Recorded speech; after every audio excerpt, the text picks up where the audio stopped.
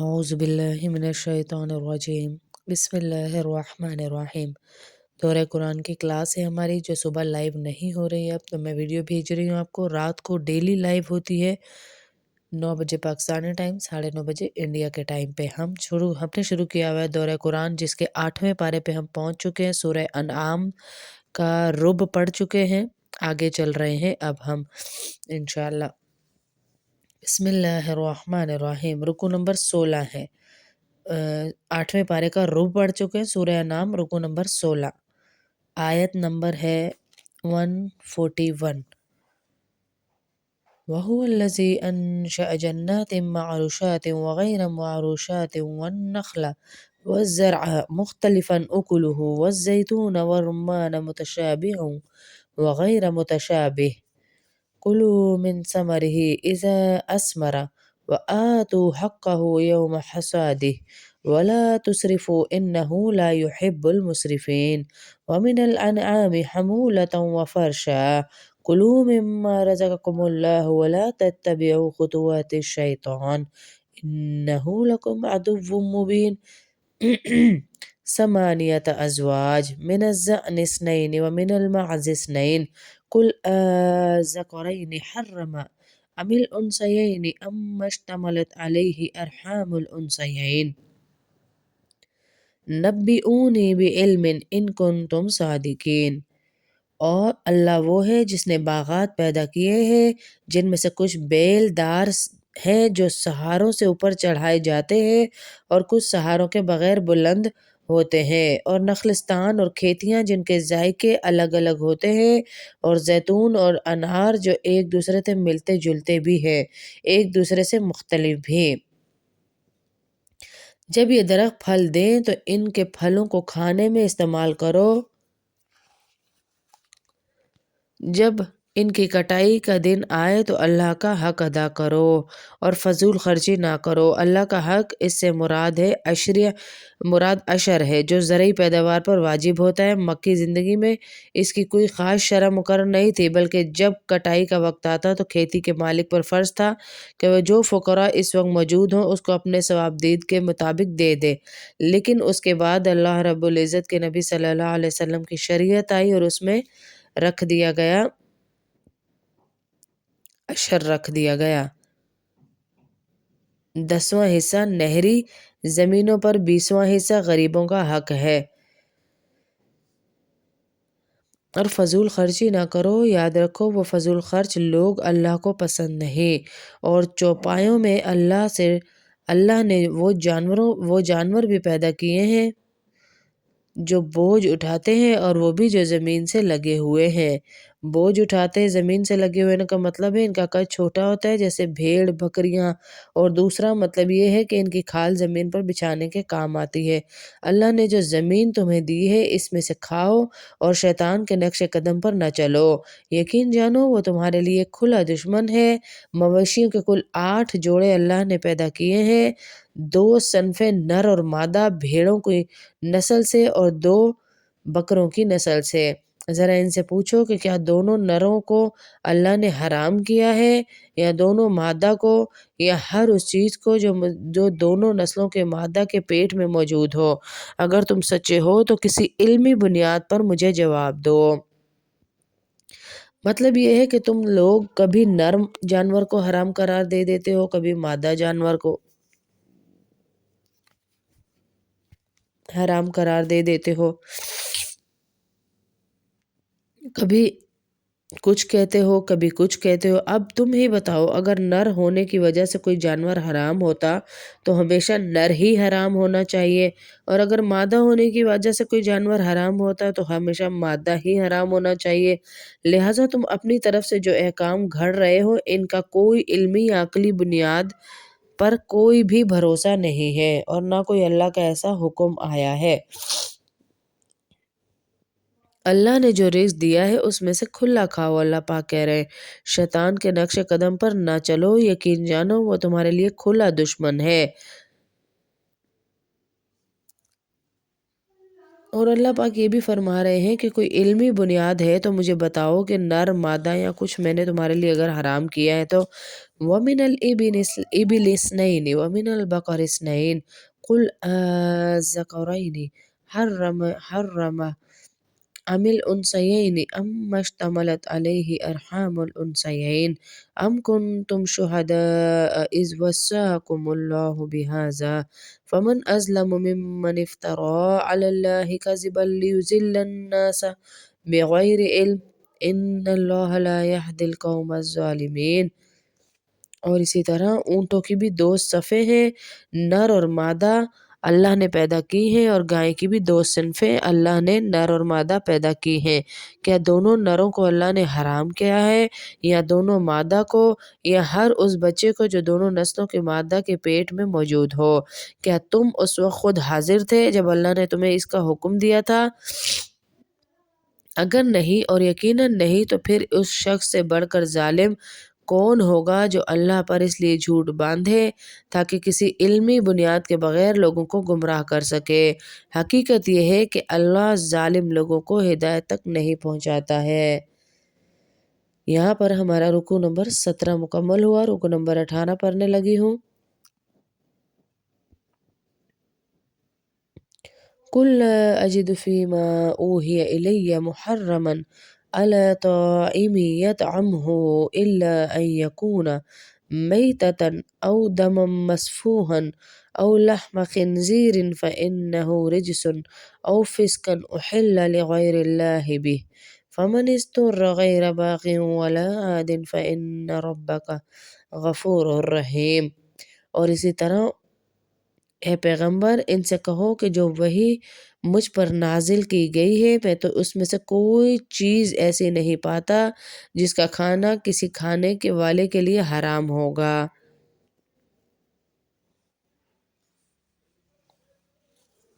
الا یہ کہ مردار ہو یا بہتا ہوا خون ہو یا سور کا گوشت ہو کیونکہ وہ ناپاک ہے، یا جو ایسا گناہ کا جانور ہو جس پر اللہ کے سوا کسی اور کا نام پکارا گیا ہو۔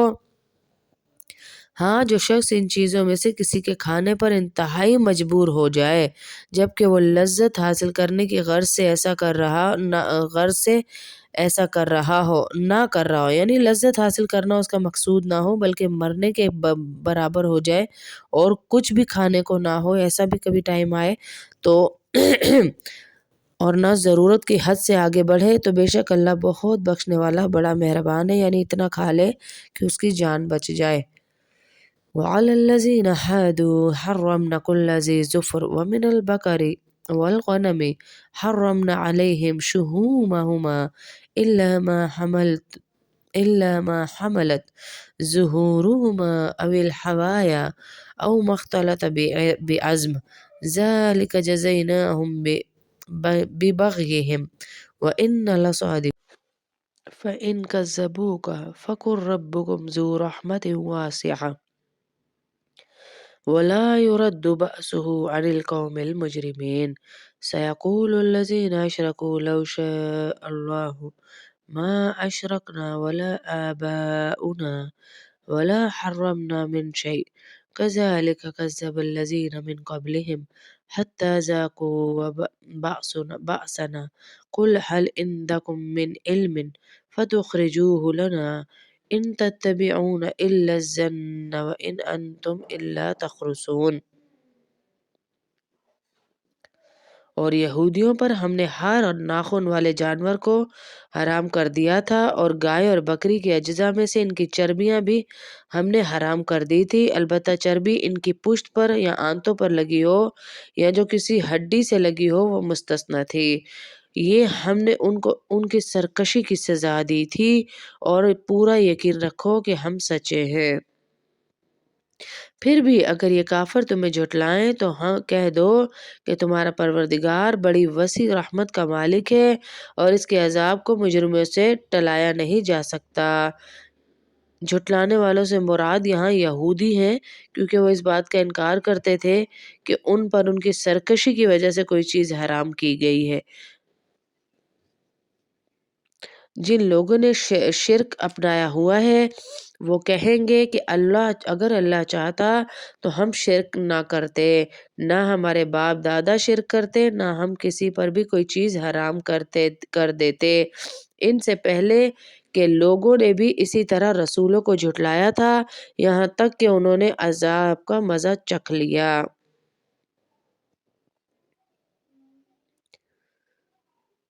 تم ان سے کہو کہ کیا تمہارے پاس کوئی علم ہے جو ہمارے سامنے نکال کر پیش کر سکو؟ تو تم جس چیز کے پیچھے چل رہے ہو وہ گمان کے سوا کچھ نہیں، اور تمہارا کام اس کے سوا کچھ نہیں کہ وہمی اندازے لگاتے رہتے ہو۔ قل فللہ الحجۃ البالغہ فلو شاء لہداکم اجمعین قل هلم شہداءکم الذین يشهدون أن الله حرم هذا فإن شهدوا فلا تشهد معهم ولا تتبع أهواء الذين كذبوا بآياتنا والذين لا يؤمنون بالآخرة وهم بربهم يعدلون۔ رکو نمبر 18 مکمل ہوا۔ الحمدللہ۔ اے پیغمبر ان سے کہو کہ ایسی دلیل تو اللہ ہی کی ہے جو دلوں تک پہنچنے والی ہو، چنانچہ اگر وہ چاہتا تو سب کو زبردستی ہدایت پر لے آتا۔ ان سے کہو کہ اپنے وہ گواہ ذرا سامنے تو لاؤ جو یہ گواہی دیں کہ اللہ نے ان چیزوں کو حرام قرار دیا ہے، پھر اگر یہ خود گواہی دے دیں تو تم ان کے ساتھ گواہی میں شریک نہ ہونا، اور جو دوسروں کو خدائی میں اپنے پروردگار کے برابر مانتے ہیں۔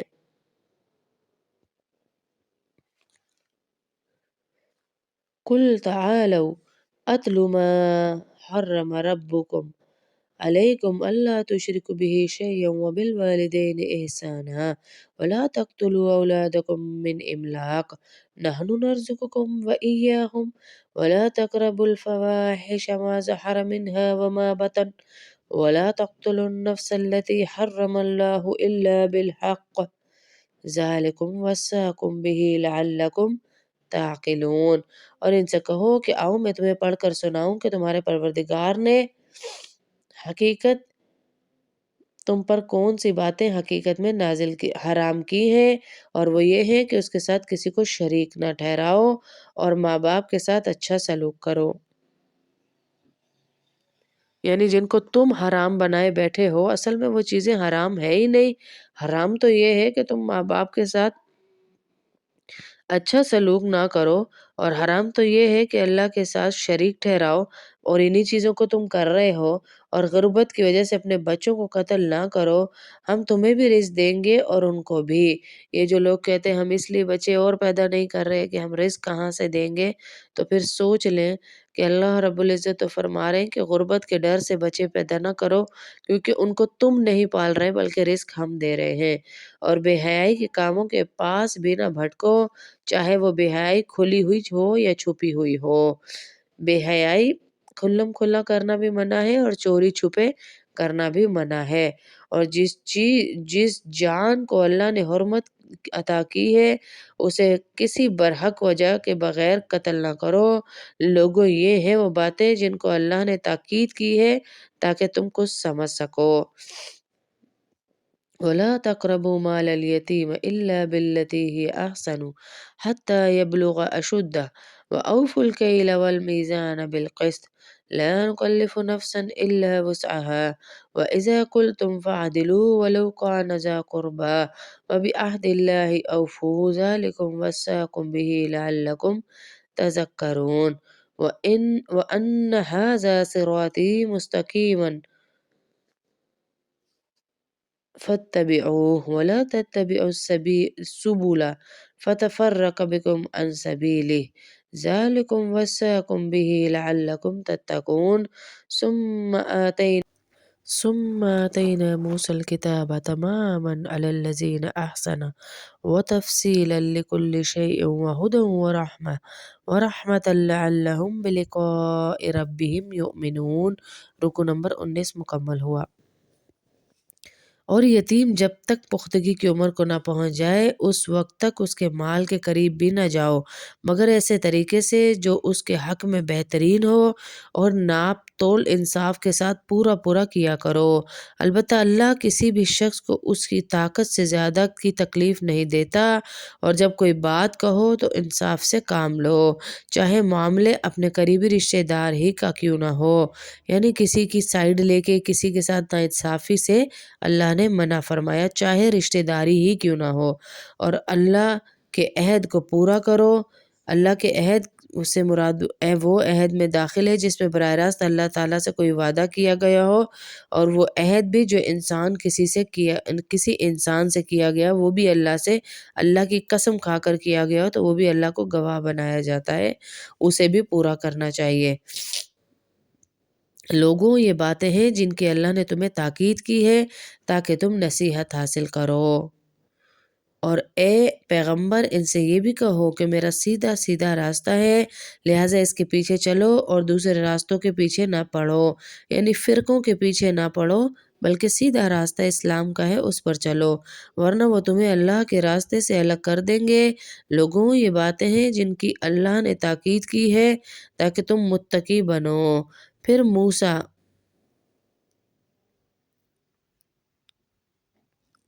پھر ہم نے موسیٰ علیہ السلام کو کتاب عطا کی تھی جس کا مقصد یہ تھا کہ نیک لوگوں پر اللہ کی نعمت پوری ہو اور ہر چیز کی تفصیل بیان کر دی جائے، اور وہ لوگوں کے لیے رہنمائی اور رحمت کا سبب بنے تاکہ وہ آخرت میں اپنے پروردگار سے جا ملنے پر ایمان لے آئے۔ 19 رکوع ختم ہوا۔ اللہ رب العزت ہم ساری بہنوں کو بہت زیادہ عمل کی توفیق عطا فرمائے، برکتیں عطا فرمائے، عافیت عطا فرمائے۔ نصف تک آگے بھی پڑھ لیتے ہیں تاکہ یہ سورت پھر ہماری مکمل ہو جائے گی۔ سورۃ الانعام۔ وَهَٰذَا كِتَابٌ أَنزَلْنَاهُ مُبَارَكٌ فَاتَّبِعُوهُ وَاتَّقُوا لَعَلَّكُمْ تُرْحَمُونَ أَن تَقُولُوا إِنَّمَا أُنزِلَ الْكِتَابُ عَلَىٰ طَائِفَتَيْنِ مِن قَبْلِنَا وَإِن كُنَّا عَن دِرَاسَتِهِمْ لَغَافِلِينَ۔ اور اسی طرح یہ برکت والی کتاب ہے جو ہم نے نازل کی ہے، لہٰذا اس کی پیروی کرو اور تقوی اختیار کرو تاکہ تم رحمت پر ہو۔ یہ کتاب ہم نے اس کے لیے نازل کی ہے، کبھی تم یہ کہنے لگو کہ کتاب تو ہم سے پہلے 2 گروہوں یہود و نصارہ پر نازل کی گئی تھی، اور جو کچھ وہ پڑھاتے تھے ہم تو اس سے بالکل بے خبر تھے، یعنی حجت ہی قائم کر دی اللہ نے۔ أَوْ تَقُولُوا لَوْ أَنَّ أُنزِلَ عَلَيْنَا الْكِتَابُ لَكُنَّا أَهْدَىٰ مِنْهُمْ فَقَدْ جَاءَكُمْ بَيِّنَةٌ مِّن رَّبِّكُمْ وَهُدًى وَرَحْمَةٌ فَمَنْ أَظْلَمُ مِمَّنْ كَذَّبَ بِآيَاتِ اللَّهِ وَصَدَفَ عَنْهَا سَنَجْزِي الَّذِينَ يَصْدِفُونَ عَنْ آيَاتِنَا سُوءَ الْعَذَابِ بِمَا كَانُوا يَصْدِفُونَ هَلْ يَنظُرُونَ إِلَّا أَن تَأْتِيَهُمُ الْمَلَائِكَةُ أَوْ يَأْتِيَ رَبُّكَ أَوْ يَأْتِيَ بَعْضُ آيَاتِ رَبِّكَ يَوْمَ يَأْتِ بَعْضُ آيَاتِ رَبِّكَ لا ينفع نفسا إيمانها لم تكن آمنت من قبل أو كسبت في إيمانها خيرا قل انتظروا إنا منتظرون إن الذين فرقوا دينهم وكانوا شيعا لست منهم في شيء إنما أمرهم إلى الله ثم ينبئهم بما كانوا يفعلون من جاء بالحسنة فله عشر أمثالها ومن جاء بالسيئة فلا يجزى إلا مثلها وهم لا يظلمون۔ یا یہ کہو کہ ہم لوگوں پر کتاب نازل ہو جاتی تو ہم یہودیوں اور عیسائیوں سے یقیناً زیادہ ہدایت پر ہوتے۔ لو پھر تمہارے پاس تمہارے پروردگار کی طرف سے ایک روشن دلیل اور ہدایت اور رحمت کا سامان آ گیا ہے، اب اس سے بڑھ کر ظالم کون ہوگا جو اللہ کی آیتوں کو جھٹلائے گا اور ان سے منہ موڑ لے۔ جو لوگ ہماری آیتوں سے منہ موڑ رہے ہیں ان کو ہم بہت عذاب دیں گے کیونکہ وہ برابر منہ موڑے ہی رہے۔